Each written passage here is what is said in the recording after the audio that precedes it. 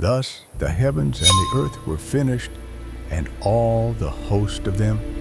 And on the seventh day God ended his work which he had made, and he rested on the seventh day from all his work which he had made.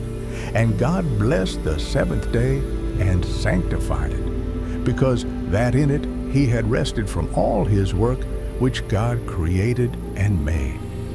These are the generations of the heavens and of the earth when they were created, in the day that the Lord God made the earth and the heavens, and every plant of the field before it was in the earth, and every herb of the field before it grew. For the Lord God had not caused it to rain upon the earth, and there was not a man to till the ground. But there went up a mist from the earth, and watered the whole face of the ground. And the Lord God formed man of the dust of the ground, and breathed into his nostrils the breath of life. And man became a living soul. And the Lord God planted a garden eastward in Eden, and there he put the man whom he had formed. And out of the ground made the Lord God to grow every tree that is pleasant to the sight, and good for food. The tree of life also in the midst of the garden, and the tree of knowledge of good and evil. And a river went out of Eden to water the garden, and from thence it was parted, and became into four heads.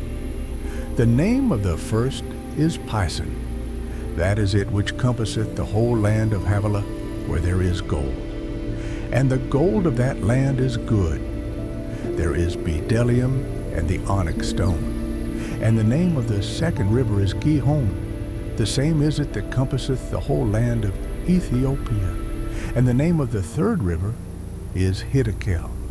That is it which goeth toward the east of Assyria. And the fourth river is Euphrates. And the Lord God took the man, and put him into the garden of Eden to dress it, and to keep it.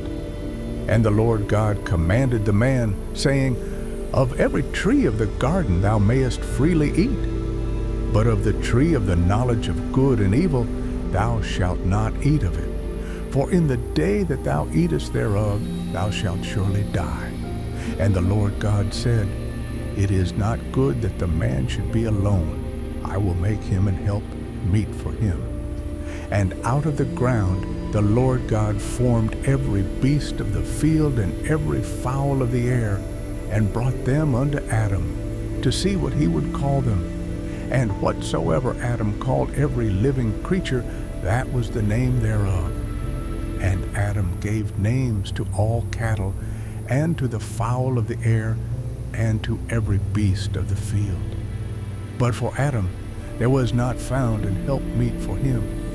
And the Lord God caused a deep sleep to fall upon Adam, and he slept. And he took one of his ribs, and closed up the flesh instead thereof.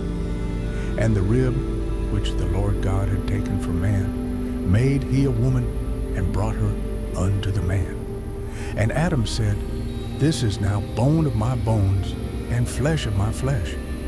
She shall be called woman, because she was taken out of man.